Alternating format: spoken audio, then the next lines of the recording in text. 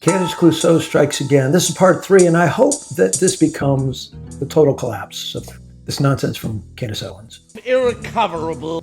I call it the case of the manufactured suspicion. I made the whole thing up just to mess with Eric's head. Well, if you haven't caught up with, and I hope you haven't watched her latest release on The Bride of Charlie, but if you saw the trailer, suddenly you see that Ben Shapiro, Dan Bongino, and half the conservative movement are calling it what it is, thank God.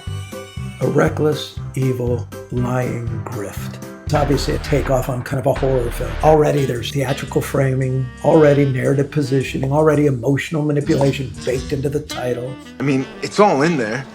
Then she includes Dave Smith saying, Zionists, the Prime Minister of Israel, all lied through their teeth about Charlie Kirk. Except they didn't. And just saying that isn't evidence. It is escalation. It is associative suspicion. But Romans 16:17 says, watch out for those who cause divisions and create obstacles contrary to the doctrine that you have been taught. And some people will ask, well, you always make it about the Bible. Where's the doctrine we have been taught? We have been taught in Romans 9, 10, and 11 that God is not done with Israel and that these regathered people are Israel. It's very obvious, and yet Candace attacks that. Why don't I just go tell Magellan not to bother with his expedition because everyone knows the Earth is flat. And then almost like a crazy person, she matches that with Erica and Turning Point. But when you take a tragic murder with the suspect already in custody with DNA evidence and a 99.99999% chance that Tyler did this, with motives documented and known, and you insert Zionist, Israel, internal conspiracy, the French Foreign Legion, Russians, Egypt, Turning Point, hidden betrayal, his widow. Without presenting verified proof, you're not investigating, you are constructing something out of thin air. And it's so flaky, it's a house of cards. The evidence, like I said, is non-existent, but we have a culture that likes, the Real Housewives of wherever. And if you tune in for dramas like that, Candace is good at that. But listen carefully to her framing. She's just raising points. Maybe there's more. This is the same tactic used in the Macron documentary she did. Circumstantial suggestion, suspicious tone, no solidifiable evidence.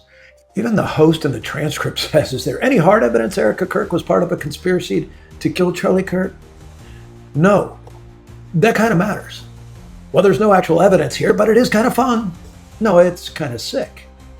Proverbs 18:17, the one who states his case first seems right until the other comes and examines it. Candace states her case loud and brazenly, but when examined, by maybe a 5-year-old, there's no evidence, only tone, suspicion, and implications. And that's not discernment. That is narrative engineering. And then Candace always acts like a victim. Why are they saying I'm an anti-Semite? Well, because the Israel undercurrent isn't everything you say. And that's where it gets dangerous. Listen, her buddy, Dave Smith, says Zionists lied through their teeth. And Candace platforms that over and over. The insinuation is clear. Maybe Israel, maybe Turning Point, maybe the French Foreign Legion, definitely Israel. If not Israel, probably the Jews. Except there's a suspect in custody. There are motives documented. There are admissions of guilt. There are confessions. And there's no shred of evidence of Israel or Erica Kirk involved at all. Even the host admits. It adds up perfectly well. So then why introduce Israel into it? Because Israel inflames. Israel polarizes. Israel drives engagement. Well, that doesn't matter to Candace, really. She can't wait every day to say, we're the #1 podcast again, buy our merch. By the way, every time she does that, I'm apparently one of the few people that actually goes and checks the top podcasts. The last time she just said it, I went immediately to the top podcasts and I found her at 56. Nowhere near #1, so no one's even checking her on this. Let's get back to Israel. Has God rejected his people? By no means. You can critique foreign policy, but casually sliding covenant language into murder insinuations without evidence, that's not brave, it's not Christian. It's crazy. It's not even biblical. You're just throwing the Bible out the window and moving forth in the spirit of Antichrist. She did this with the Bridget Macron parallel. That's where she really cut her teeth and got real popular because it was just so salacious. The host even brings it up. I saw circumstantial evidence, but not enough to convince me. Exactly. Pattern recognition. Macron documentary, no conclusive proof. Charlie Kirk conspiracy, no conclusive proof. Zionist implication, no conclusive proof. Actually, I think that's being kind. No proof at all would be more accurate. When the through line is suspicion without proof, that's not an investigation. That's not journalism. That is content architecture, or with Candace, architecture. James 3:16. For where jealousy and selfish ambition exist, there will be disorder and every vile practice. I'm not calling motives, I'm observing fruit. The Bible says you'll know them by their fruit. And the fruit here is perpetual chaos.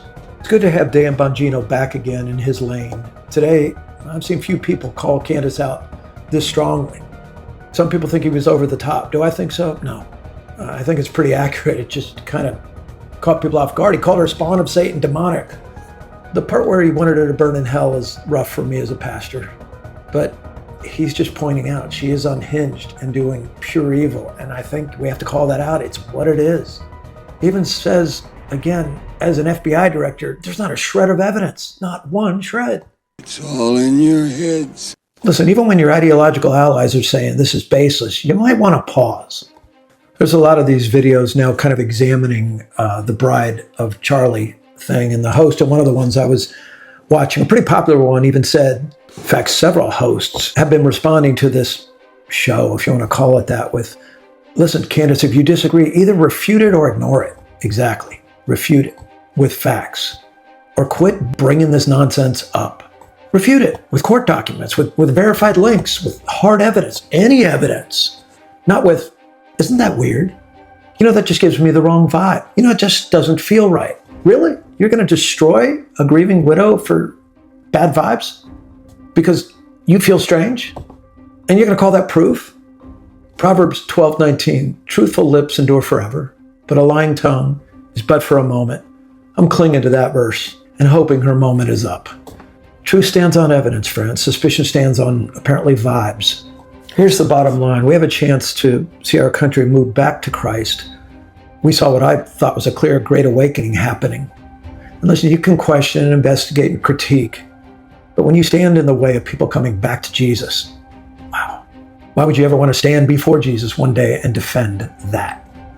Implicating a widow, suggesting Israel's involved, presenting no evidence, repeating a pattern of high drama, no proof, narratives. Eventually, the case isn't even about the widow, it's about the detective. Inspector Candace Clouseau thinks she's exposing deception. No, she's performing it. When every case ends in smoke and no fire, I'm hoping that eventually people will stop trusting the detective. I'm Rob Singleton, and I hope to be done with the whole Candace Clouseau thing, at least for a while.